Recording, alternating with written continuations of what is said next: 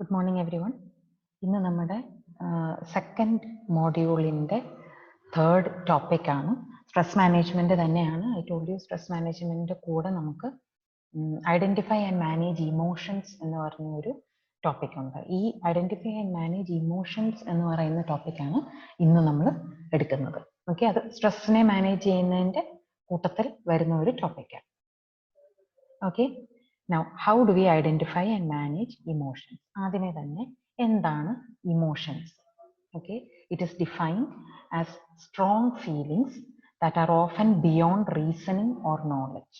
എന്നുവെച്ചാൽ നമുക്ക് ഫീൽ ചെയ്യുന്ന കാര്യങ്ങൾ, we feel it very strong. ഭയങ്കര ദേഷ്യം അല്ലെങ്കിൽ ഭയങ്കര സങ്കടം, ഡിപ്രഷൻ, ഇങ്ങനത്തെ പലതരം ഫീലിങ്സ് നമ്മൾ ചിന്തിച്ചു കഴിഞ്ഞാൽ എന്തുകൊണ്ടാണ് എന്ന് നമ്മൾ ചിന്തിച്ചു കഴിഞ്ഞാൽ ഇച്ചിരി ഡെപ്തിൽ നമ്മൾ ആലോചിച്ചെങ്കിൽ മാത്രമാണ് എന്തുകൊണ്ടാണ് ആ ഫീലിംഗ് നമുക്കുള്ളത് എന്ന് നമുക്ക് കണ്ടുപിടിക്കാനായിട്ട് കഴിയുള്ളൂ. അതുകൊണ്ടാണ് it is often beyond reasoning or knowledge, stemming from one circumstances. നമ്മൾ കടന്നു പോകുന്ന സാഹചര്യങ്ങളെ ബേസ് ചെയ്ത്, നമ്മുടെ മൂഡിനെ ബേസ് ചെയ്ത്, നമ്മുടെ റിലേഷൻഷിപ്സിനെ ബേസ് ചെയ്തൊക്കെയാണ് നമ്മുടെ ഈ സ്ട്രോങ് ഫീലിങ്സ് ഉണ്ടാകുന്നത്. അതിനെയാണ് ഇമോഷൻസ് എന്ന് പറയുന്നത്. ഓക്കെ, നമ്മുടെ സാഹചര്യങ്ങളെ ബേസ് ചെയ്ത് നമ്മുടെ നെർവസ് സിസ്റ്റത്തിൽ ഉണ്ടാകുന്ന കെമിക്കൽ ചേഞ്ചസ് ആണ് ഈ ഇമോഷൻസിനെ ജനറേറ്റ് ചെയ്യുന്നത്.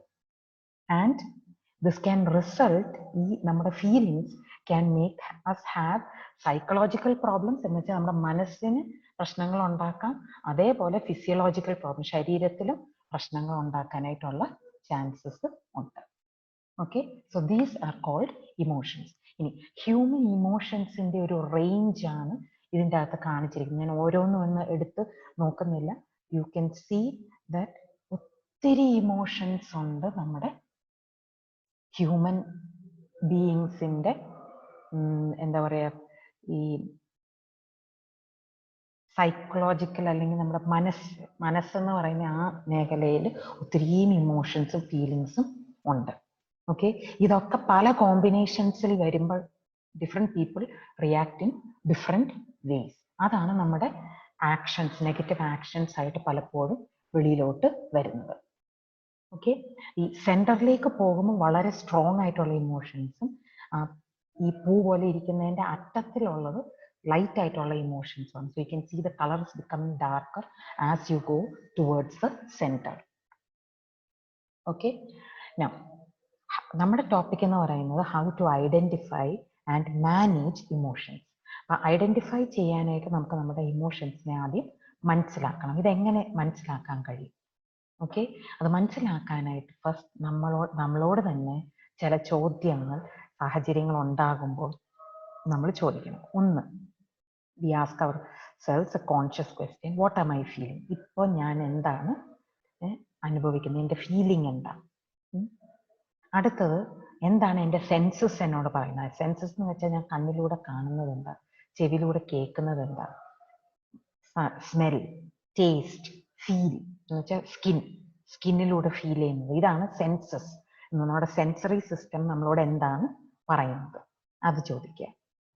എന്നിട്ട് നമ്മളോട് തന്നെ ചോദിക്കുക, വാട്ട് ഡു ഐ വോണ്ട്? എനിക്ക് എന്താ വേണ്ടിയത്? അപ്പൊ ക്ലാരിറ്റി കൊണ്ടുവരിക. പതുക്കെ ഈ ചോദ്യങ്ങൾക്ക് നമ്മൾ ഉത്തരം കണ്ടെത്തുമ്പോൾ നമ്മൾ നമ്മളുടെ ഫീലിങ്സിനെ കുറിച്ച്, നമ്മുടെ ഇമോഷൻസിനെ കുറിച്ച് ഒരു ക്ലാരിറ്റി കൊണ്ടുവരിക. ഓക്കെ, അടുത്തത്, വാട്ട് ജഡ്ജ്മെന്റ്സ് ഓർ കൺക്ലൂഷൻസ്? ഇതൊക്കെ ഈ കിട്ടിയിരിക്കുന്ന ഇൻപുട്ടിൽ നിന്നും ഞാൻ എന്താണ് കൺക്ലൂഡ് ചെയ്യുന്നത്, ഞാൻ എന്താണ് അതിൽ നിന്നും എന്നെക്കുറിച്ച് തന്നെ അല്ലെങ്കിൽ ആ സിറ്റുവേഷനെ കുറിച്ച്, എൻ്റെ ഫീലിങ്ങിനെ കുറിച്ച് ഞാൻ മനസ്സിലാക്കിയത്. ഇനി അത് കറക്റ്റാണ്, ഞാൻ മനസ്സിലാക്കുന്നത് മാത്രമല്ല അത് ആക്യുറേറ്റ് ആണോ എന്നുള്ളൊരു ചോദ്യം നമ്മൾ ചോദിക്കണം. ആക്യുറേറ്റ് ആണ് എന്ന് പറയാൻ എന്തൊക്കെ കാരണങ്ങളാണ്, ആക്യുറേറ്റ് അല്ല എന്ന് തോന്നാൻ എന്തൊക്കെയാണ് കാര്യങ്ങൾ, അതും ലിസ്റ്റ് ഔട്ട് ചെയ്യുക. അപ്പോൾ it bring everything into perspective. നമ്മൾ ചുമ്മാ ഇമോഷൻസെ ബേസ് ചെയ്ത് കാണിക്കാതെ മറ്റുള്ളവരുടെ സൈഡിൽ നിന്നും നമ്മുടെ സൈഡിൽ നിന്നും ഒക്കെ കൂടെ ചിന്തിക്കുമ്പോഴത്തേനും നമുക്ക് ഒരു പെർസ്പെക്റ്റീവ് കിട്ടും. ഓക്കെ, എന്നിട്ട് you say, ask the question, what is this emotion trying to tell me? എന്നോട് എന്താണ് പറയാൻ ശ്രമിക്കുന്നത് ഈ ഇമോഷൻ? ഇനി നമ്മളെക്കുറിച്ച് മാത്രമല്ല മറ്റുള്ളവരെ കുറിച്ചും നമ്മൾ ചിന്തിക്കും. How do others feel? ഞാൻ ഈ ഇമോഷൻസ് എൻ്റെ ഉള്ളിലേക്ക് വരുമ്പോഴത്തേനും ഞാൻ കാണിച്ചു കൂട്ടുന്നതും പറയുന്നതും ചെയ്യുന്നതും ഒക്കെ ആയിട്ടുള്ള കാര്യങ്ങൾ മറ്റുള്ളവരെങ്ങനെ കാണും എന്നുള്ളത് നമ്മൾ ചോദിക്കണം. And how do I know, അങ്ങനെയാണ് അവർ ഫീൽ ചെയ്യുന്നതെന്ന് നമുക്ക് എങ്ങനെ അറിയാം? ഓക്കെ, ഇത്രയും കാര്യങ്ങൾ ചോദിച്ച് ഒരു ക്ലാരിറ്റി കിട്ടുവാണെന്നുണ്ടെങ്കിൽ നമുക്കൊരു പരിധി വരെ നമ്മുടെ ഇമോഷൻ എന്താണ് എന്ന് നമുക്ക് മനസ്സിലാക്കാനായിട്ട് കഴിയും. In addition to all these things, നമ്മുടെ ഫിസിയോളജിക്കൽ ചേഞ്ചസ്, നമ്മുടെ ശരീരത്തിലുള്ള ചേഞ്ചസ്, ഇപ്പൊ എനിക്ക് ഭയങ്കരമായിട്ട് തലവേദന എടുക്കുന്നു, ഓക്കെ, എനിക്ക് പ്രഷർ കൂടുതലാണ്, അല്ലെങ്കിൽ ഷുഗർ കൂടുതലാണ്, എനിക്ക് അസുഖങ്ങൾ വരുന്നു, പക്ഷെ അതിന് കാരണം കണ്ടെത്താൻ കഴിയുന്നില്ല. ഇതൊക്കെ നമ്മൾ കാണുവാണെന്നുണ്ടെങ്കിൽ നമുക്ക്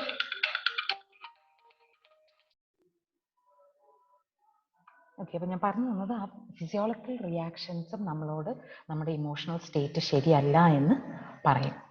ഓക്കെ, അപ്പൊ നമ്മുടെ ബോഡിയിലുള്ള പലതരം പ്രശ്നങ്ങൾ നമ്മൾ കാണുമ്പോൾ അതിന് കാരണമൊന്നും കണ്ടെത്താൻ കഴിയുന്നില്ല എന്നുണ്ടെങ്കിൽ ഇത് നമ്മുടെ ഇമോഷണൽ സ്റ്റേറ്റ് പ്രോപ്പർ അല്ലാത്തത് കൊണ്ടാണ് നമുക്ക് ആ ബോഡിയിലെ വിഷയങ്ങൾ ഉണ്ടാവുന്നത് എന്നുള്ളത് നമുക്ക് റിയലൈസ് ചെയ്യാനായിട്ട്, അപ്പോൾ നമ്മുടെ ഇമോഷണൽ സ്റ്റേറ്റ് ആണ് അഡ്രസ്സ് ചെയ്യപ്പെടേണ്ടതെന്ന് നമുക്ക് മനസ്സിലാക്കാനായിട്ട് കഴിയും. How do we manage emotions?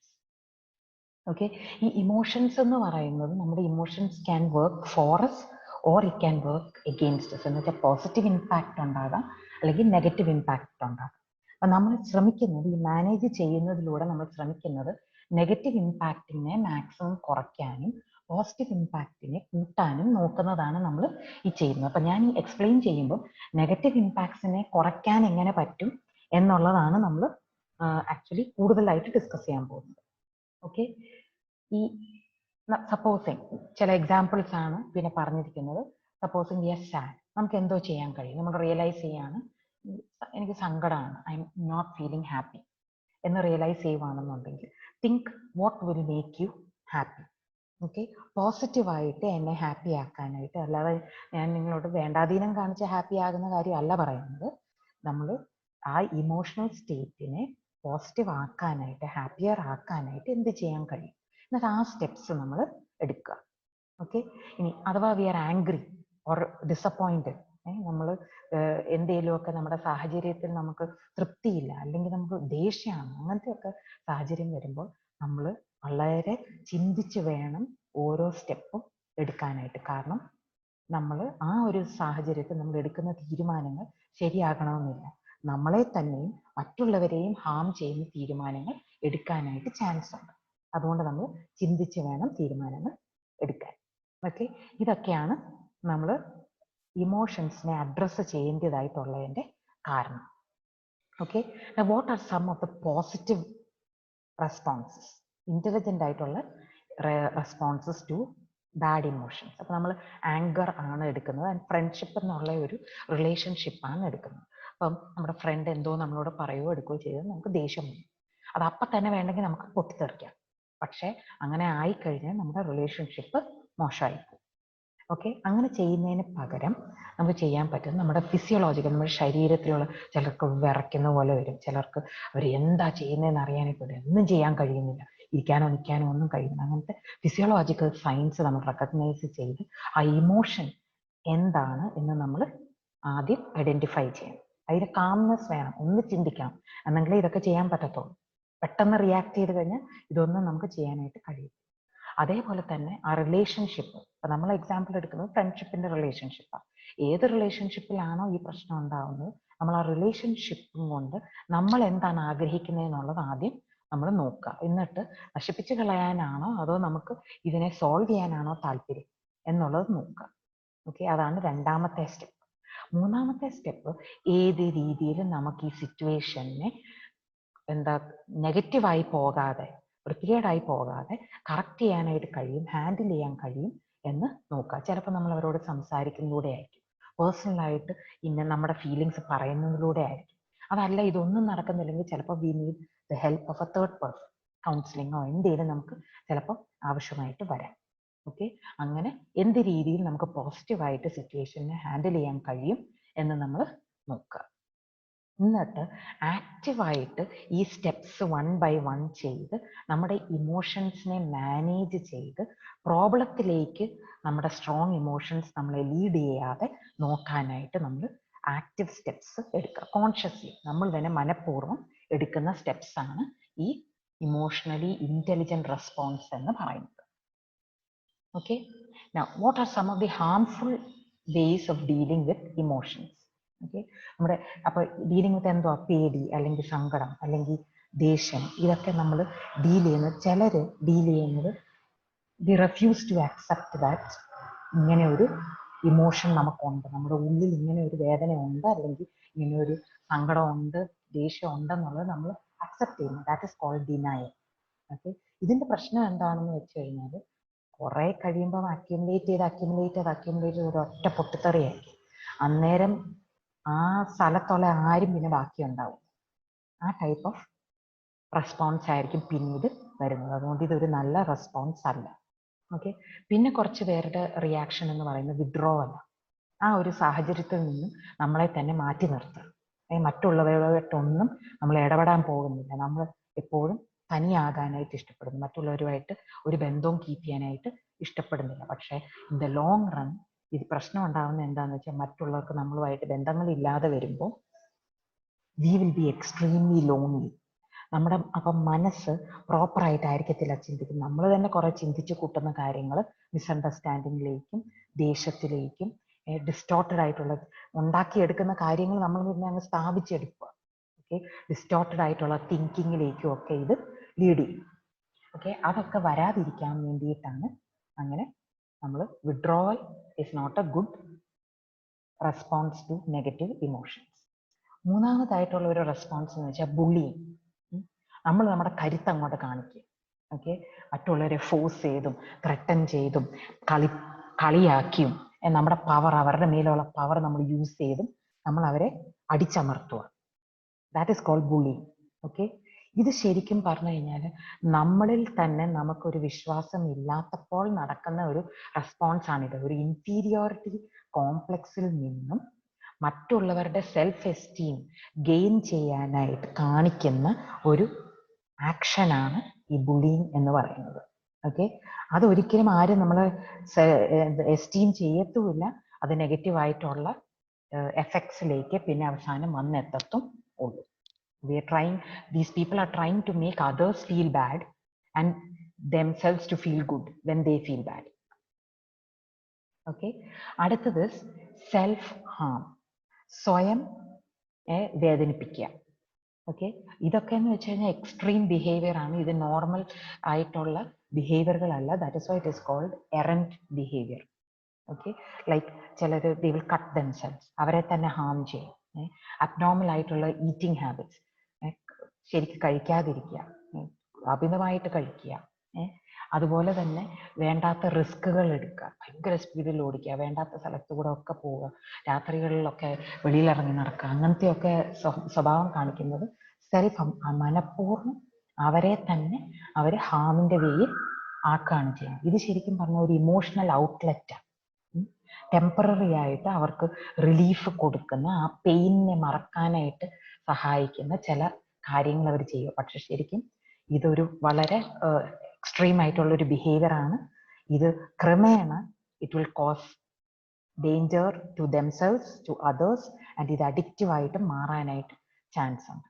ചെറുതായിട്ട് തുടങ്ങുന്ന കാര്യങ്ങൾ മറ്റുള്ളവരുടെ സിമ്പത്തി പറ്റാനും നമുക്ക് തന്നെ ഒരു ഫീൽ ലെസ് പെയിൻ എന്ന് ഉള്ള അതൊക്കെ തോന്നാൻ വേണ്ടിയിട്ട് നമ്മൾ ടെമ്പററി ചെയ്യുന്ന കാര്യം ഓവർ ടൈം എസ്കലേറ്റ് ചെയ്ത് അത് ഇമോഷണൽ ഡിഫക്റ്റീവ് ആയിട്ടുള്ള ബിഹേവിയർ ആയിട്ട് തീരും. This is another bad response to emotions.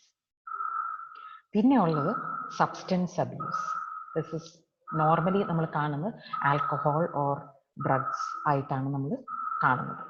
Okay, but it's substance abuse is not just alcohol or drugs. Any substance നമ്മൾ അബ്യൂസ് ചെയ്യുന്നത് is substance abuse. അതിൻ്റെ കൂടുതൽ ദൂഷ്യവശങ്ങളുള്ളത് ഈ ആൽക്കഹോളിനും ഡ്രഗ്സിനും ഒക്കെയാണ് എന്നുള്ളതാണ് ഇപ്പോഴത്തെ കണ്ടുപിടുത്തം. But I have not seen that is the only problem. വേറെ ഇപ്പം നമ്മൾ ഇന്റർനെറ്റ് അമിതമായിട്ട് യൂസ് ചെയ്യുന്നു, അനാവശ്യമായിട്ടുള്ള വീഡിയോസും സൈറ്റുകളും ഒക്കെ നമ്മൾ വിസിറ്റ് ചെയ്യും. ഇതൊക്കെ സബ്സ്റ്റൻസ് അബ്യൂസിന്റെ കാറ്റഗറിയിൽ തന്നെ വരുന്നതാണ്. It causes anything that causes damage to ourselves or to our relationships or to others. It is abuse. അതൊരു സാധനം വെച്ചിട്ടാണ് നമ്മൾ ചെയ്യുന്നതെങ്കിൽ ഇത് സബ്സ്റ്റൻസ്. ഓക്കെ, ഇത് ചെയ്യുന്നത് എന്തിനാ? താൽക്കാലികമായിട്ട് നമ്മുടെ ആ പെയിൻഫുൾ ഇമോഷനെ ഒന്ന് മറക്കാൻ വേണ്ടിയിട്ടാണ് ആദ്യം തുടങ്ങുന്നത്. ഓക്കെ, പിന്നെ ആകുമ്പോഴത്തേനും ഇറ്റ് കോസസ് എസ്കലേറ്റ് ചെയ്യും. അഡിക്ഷൻ പോലെ തന്നെയാണ്. It leads to serious addiction and complications. Physically, psychologically, റിലേഷൻഷിപ്സിലൊക്കെ ഇത് പ്രശ്നങ്ങൾ ക്രിയേറ്റ് ചെയ്യും. സൂയിസൈഡൽ തോട്ട്സ് ഒക്കെ പ്രശ്നം ഉണ്ടാക്കും. ആൻഡ് ഓവർ ടൈം ഇങ്ങനത്തെ കാര്യങ്ങളെല്ലാം കൂടി വരും. കാരണം പണ്ട് എടുത്തുകൊണ്ടിരുന്ന ചെറിയ എമൗണ്ടിൽ പിന്നെ എഫക്റ്റ് കിട്ടുന്നില്ലാതെ വരുമ്പം ഇത് പിന്നെ നമ്മൾ കൂട്ടി യൂസ് ചെയ്യാനായിട്ടുള്ള ടെൻഡൻസി വരും. അങ്ങനെ it causes damage to the brain, to the body, to the relationships, എല്ലാം കൊണ്ടും ഇറ്റ് കോസസ് നെഗറ്റീവ് എഫക്ട്സ്. ഇതാണ് കുറെ നെഗറ്റീവ് ആയിട്ടുള്ള, ചെയ്യാൻ പാടില്ലാത്ത റെസ്പോൺസുകളാണ് emotions. Okay, now a method by which we can manage emotions ആണ് അടുത്ത് നമ്മൾ കാണുന്നത്. It is called the path method. Okay, PATH. P എന്ന് പറഞ്ഞു കഴിഞ്ഞാൽ നമ്മളൊരു നെഗറ്റീവ് ഇമോഷൻ ആണ് നമ്മൾ ഫീൽ ചെയ്യുന്നതെങ്കിൽ ആദ്യം നമ്മളൊന്ന് പോസ് ചെയ്യാം. പെട്ടെന്ന് ഒരു ആക്ഷനും എടുക്കരുത്, ഒന്നും പറയരുത്, ഒന്നും ചെയ്യരുത്, മിണ്ടാതിരിക്കുക. Be quiet for some time. Okay, ആ സിറ്റുവേഷനിൽ നിന്നും കുറച്ച് നേരത്തേക്കൊന്ന് മാറി നിൽക്കുക. പറ്റുവാണെങ്കിൽ നമ്മളെല്ലാം ഐഡിയൽ കേസാണ് സംസാരിക്കുന്നത്. ചിലപ്പോൾ ഇമോഷൻ ആ സിറ്റുവേഷനിൽ ഒന്നും മാറി പറ്റാത്ത സാഹചര്യമായിരിക്കാം. എന്നാലും ഒന്ന് പോസ് ചെയ്യുക, ഒന്ന് മിണ്ടായിരിക്കുക, ഒന്ന് ഓഫ് ആക്കുക നമ്മുടെ ബ്രെയിനിനെ. ഓക്കെ, അതിനെയാണ് ഫസ്റ്റ് സ്റ്റെപ്പ്. രണ്ടാമത്തെ സ്റ്റെപ്പ് അക്സെപ്റ്റ് ചെയ്യുക, അക്നോളജ് ചെയ്യുക. ഇങ്ങനെ എനിക്കൊരു ഇമോഷൻ ഫീൽ ചെയ്യുന്നുണ്ട് എന്ന് അക്സെപ്റ്റ് ചെയ്യുക. അത് കഴിഞ്ഞെങ്കിൽ മാത്രമേ നമുക്ക് ചിന്തിക്കാൻ പറ്റത്തുള്ളൂ, ഈ സിറ്റുവേഷനെ എനിക്ക് എങ്ങനെ കറക്റ്റ് ചെയ്യാൻ കഴിയും, എങ്ങനെയാണ് ഇതിനെ എനിക്ക് ഹാൻഡിൽ ചെയ്യാൻ കഴിയുന്നത്, എനിക്ക് ഹെൽപ്പ് ആവശ്യമുണ്ടോ, ഇങ്ങനത്തെ കാര്യങ്ങളൊക്കെ ചിന്തിക്കാൻ കഴിയത്തുള്ളൂ.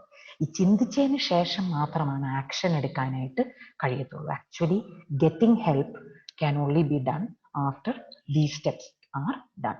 This is the path method for managing emotions. Okay, പിന്നെയുള്ള ഒരു ടെക്നീക്കാണ് റിലാക്സേഷൻ ടെക്നീക്സ്. ഈ ഇമോഷൻസ് വരുമ്പോൾ നമ്മളെ തന്നെ റിലാക്സ് ചെയ്യാൻ പറ്റുന്ന ചില കാര്യങ്ങളാണ് ബ്രെത്ത് ഫോക്കസ്. ഓക്കെ, ലോങ് ആയിട്ട് ബ്രീത് ചെയ്ത് ഡീപ്പ് ബ്രെത്ത്സ് എടുക്കുക എന്നുള്ളത് പറയുന്നത്. അപ്പോൾ ആ സമയത്ത് നമ്മുടെ ബ്രെയിൻ വേറെ ഒന്നിനെ കുറിച്ചും ചിന്തിക്കാനായിട്ട് പോകാതെ ഒന്ന് കൺട്രോൾ ചെയ്ത് ആ ബ്രീതിങ്ങിൽ മാത്രം ഫോക്കസ് ചെയ്യുക. അതിനുശേഷം body scan. Okay, any one you can do, or you can do all of these, what ever. Body scan ചെയ്യുക. ഈ ഡീപ്ലി ബ്രീത് ചെയ്ത് കുറച്ച് സമയം കഴിയുമ്പോഴത്തേനും നമ്മുടെ ബോഡിയുടെ ഓരോ മസിൽസിനെ കോൺസെൻട്രേറ്റ് ചെയ്ത് അതിനെ റിലാക്സ് ചെയ്യിപ്പിക്കുക. എന്നിട്ട് മെന്റലി നമ്മുടെ ഫിസിക്കൽ ടെൻഷനെ, നമ്മുടെ ബോഡി കാണിക്കുന്ന റിയാക്ഷൻസിനെ ഒന്ന് റിലീസ് ചെയ്യിപ്പിക്കുക.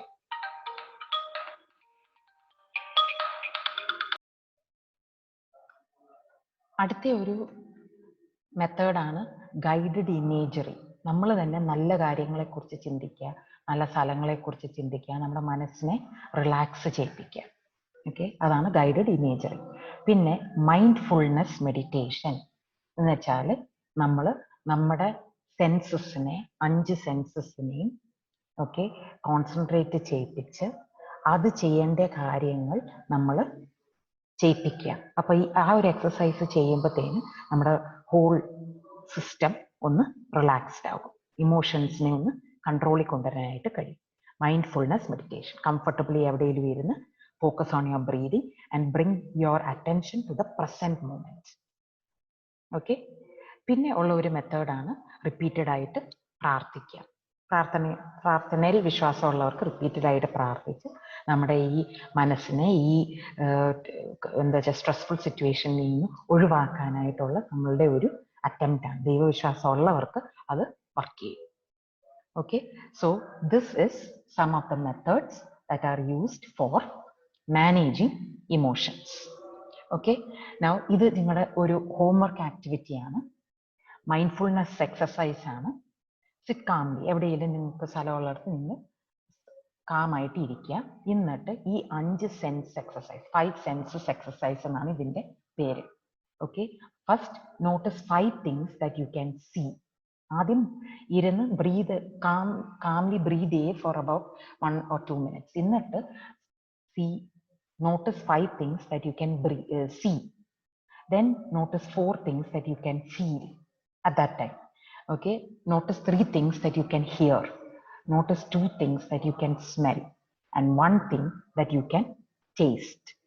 ഈ ഒരു എക്സസൈസ് ഇത്രയും ചെയ്ത് കഴിയുമ്പോൾ സിമ്പിൾ ആയിട്ടുള്ള ഒരു എക്സസൈസ്, എവിടെ വേണമെങ്കിലും ഏത് സിറ്റുവേഷനിലും ചെയ്യാൻ പറ്റുന്ന ഒരു എക്സസൈസ് ആണ് ഇത്. നമ്മുടെ മനസ്സിനെ ഒന്ന് നമ്മുടെ പരിധി, നമ്മുടെ കൺട്രോളിലേക്ക്, ആ പരിധിക്കുള്ളിൽ ഒന്ന് കൊണ്ടുവരും. This is called mindfulness exercise. There are pala exercises on you can try different things from the net if you want to. This is an exercise which is there in your textbook. And with this, we are concluding today's class. If there are any doubts, feel free to ask me. Thank you.